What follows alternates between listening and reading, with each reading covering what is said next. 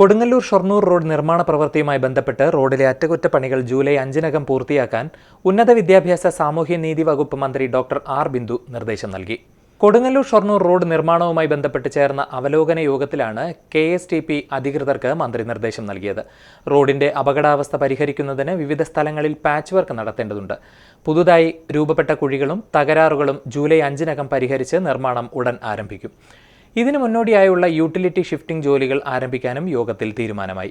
അറ്റകുറ്റപ്പണിക്ക് ശേഷം ഗതാഗത ക്രമീകരണങ്ങൾ നടത്തി വാഹനങ്ങൾ വഴിതിരിച്ചു വിടുന്നതിനുള്ള ഡൈവേർഷൻ പ്ലാൻ ബസ് ഉടമകൾ, വ്യാപാരി വ്യവസായി പ്രതിനിധികൾ എന്നിവരുമായി ചർച്ച ചെയ്ത് തീരുമാനിക്കും.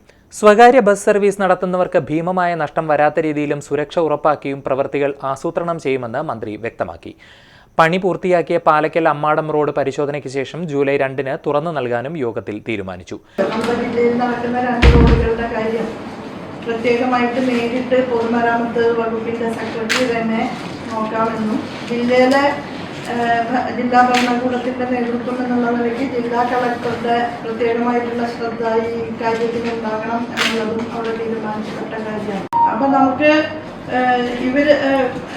ഈ KSTPയുടെ ഭാഗത്തുനിന്ന് തന്നെ ഒരു ഡൈവേർഷൻ പ്ലാൻ അവർ തയ്യാറാക്കിയിട്ടുണ്ട്.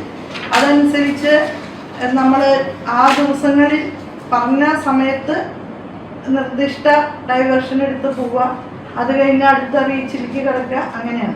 കളക്ടറേറ്റിലെ വീഡിയോ കോൺഫറൻസ് റൂമിൽ ചേർന്ന യോഗത്തിൽ ADM T Murali, Thrissur rural SP Navneeth Sharma, ദുരന്ത നിവാരണം deputy collector PM Kurian, KSTP ഉദ്യോഗസ്ഥർ, ബസ് ഉടമ സംഘടനകളുടെ പ്രതിനിധികൾ, വ്യാപാരി സംഘടനാ പ്രതിനിധികൾ തുടങ്ങിയവർ പങ്കെടുത്തു.